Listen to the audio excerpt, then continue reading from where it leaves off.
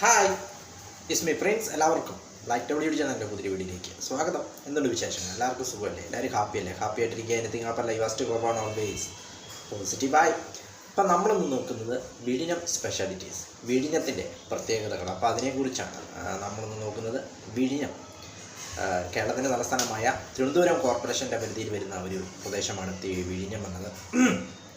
തിരുവനന്തപുരം നഗരമധ്യത്തിൽ നിന്നും ഏകദേശം തെക്ക് പടിഞ്ഞാറായിട്ട് നഗരമധ്യത്തിൽ നിന്നും ഏകദേശം 16 കിലോമീറ്ററാണ് ഇവിടേക്കുള്ള ദൂരം എന്ന് പറയുന്നത്. അന്താരാഷ്ട്ര തുറമുഖമായ വിഴിഞ്ഞം തുറമുഖം ഇവിടെയാണ് സ്ഥിതി ചെയ്യുന്നത്. അതും മറ്റൊരു പ്രത്യേകതയാണ്. NH 66 ഇതുവഴിയാണ് കടന്നു പോകുന്നത്. അതും മറ്റൊരു പ്രത്യേകതയാണെന്ന് പറയാം. വിഴിഞ്ഞത്തിൻ്റെ ചരിത്രം നോക്കുമ്പോൾ പണ്ട് കാലത്ത്, അതായത് BC 2-ാം നൂറ്റാണ്ട് മുതലും ഇവിടെ, അല്ലെങ്കിൽ BC ആ ഒരു 10-ാം നൂറ്റാണ്ടിന് താഴെ, അല്ലെങ്കിൽ BC 1 മുതൽ 10 വരെയുള്ള നൂറ്റാണ്ടുകളിൽ പോലും ഇവിടെ മനുഷ്യവാസമുള്ളതായിട്ട് കണ്ടെത്തിയിട്ടുണ്ട്. ചരിത്ര രേഖകളിൽ നിന്നും ഒക്കെ ലഭിച്ചിട്ടുണ്ട്.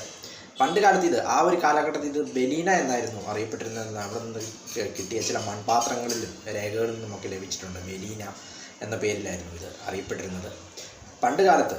അതായത് ഏകദേശം ഒരു AD 11 അല്ലെങ്കിൽ 12-ാം നൂറ്റാണ്ട് വരെ ഇത് രാജവംശത്തിൻ്റെ കീഴിലായിരുന്നു. രാജവംശം എന്നത് അവരുടെ തലസ്ഥാന നഗരമായിരുന്നു, അല്ലെങ്കിൽ തലസ്ഥാനമായിരുന്നു വിഴിഞ്ഞം എന്ന് പറയുന്ന രാജവംശത്തിൻ്റെ തലസ്ഥാനമായിരുന്നു വിഴിഞ്ഞം.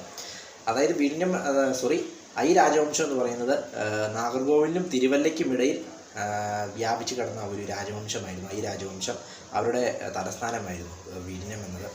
പണ്ടുകാലം മുതൽക്കേ ഇതൊരു കടലോര മേഖലയായതുകൊണ്ട് തന്നെ ഇന്ത്യൻ മഹാസമുദ്രത്തിൻ്റെ വ്യാപാര മേഖലയുടെ ഭാഗമായിരുന്നു വിഴിഞ്ഞം. അതുകൊണ്ട് തന്നെ പണ്ടുകാലം തൊട്ടേ ഇതുവഴി നിരവധി വ്യാപാര കാര്യങ്ങൾക്കായിട്ട് മറ്റ് രാജ്യങ്ങളിൽ നിന്നുള്ളവർ ഇവിടെ വന്നിട്ട് എത്തിയിട്ടുണ്ടെന്നാണ് ചരിത്രകാരന്മാർ പറയുന്നത്. പണ്ടുകാലം മുതൽ ഒരു ശ്രദ്ധാകേന്ദ്രമായിരുന്നു വിഴിഞ്ഞം എന്നത്.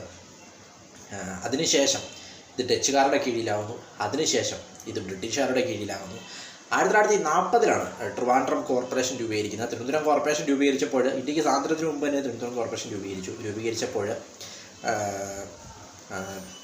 തിരുവനന്തപുരത്തിൻ്റെ ആ പ്രദേശത്തിൻ്റെ ഭാഗമായി. പിന്നീട് 1949-ലാണ് തിരുവനന്തപുരം ജില്ല രൂപീകരിക്കുന്നത്. 1949-ലാണ്. അതായത് സ്വാതന്ത്ര്യം കിട്ടുന്നതിന് മുമ്പ് തന്നെ തിരുവനന്തപുരം ജില്ല രൂപീകരിച്ചു. സ്വാതന്ത്ര്യം കിട്ടി 2 വർഷത്തിന് ശേഷം, അതായത് കേരള സംസ്ഥാനം രൂപീകരിക്കുന്നതിന് മുമ്പ് തന്നെ തിരുവനന്തപുരം ജില്ല രൂപീകരിച്ചു 1949-ന്. 1956-ലാണ് കേരള സംസ്ഥാനം രൂപീകരിച്ചത്. 1956 നവംബർ 1-ന്. പിന്നെ പണ്ടുകാലത്ത് രാജവംശം നിർമ്മിച്ചു എന്ന് കരുതപ്പെടുന്ന ഒരു കോട്ട ഇവിടെയുണ്ട്. കേരളത്തിൽ തന്നെ പുരാതനമായ കോട്ടകളിലൊന്നാണിത്. അതും വിഴിഞ്ഞത്തിൻ്റെ മറ്റൊരു പ്രത്യേകതയാണ്. അന്താരാഷ്ട്ര വിഴിഞ്ഞം തുറമുഖം അത് ഇവിടെയാണ് സ്ഥിതി ചെയ്യുന്നത്. വിഴിഞ്ഞം തമ്പാനൂരിൽ നിന്നും ഏകദേശം 16 കിലോമീറ്ററും എയർപോർട്ടിൽ നിന്നും ഏകദേശം 16 കിലോമീറ്ററും റെയിൽവേ സ്റ്റേഷൻ ഏകദേശം 17 കിലോമീറ്ററും ലുലുമാളിൽ നിന്നും ഏകദേശം 19 കിലോമീറ്ററും കോവളത്ത് നിന്നും ഏകദേശം 3.4 കിലോമീറ്ററുമാണ് ഇവിടേക്കുള്ള ദൂരമെന്ന് പറയുന്നത് വിഴിഞ്ഞം. വീഡിയോ ഇഷ്ടപ്പെട്ടാൽ ലൈക്ക് ചെയ്യുക, ഷെയർ ചെയ്യുക, കമൻറ്റ് ചെയ്യുക, സബ്സ്ക്രൈബ് ചെയ്യുക. വീണ്ടും പുതിയ വീഡിയോ കാണാം. അതുവരയ്ക്കും ടേക്ക് കെയർ, ബൈ.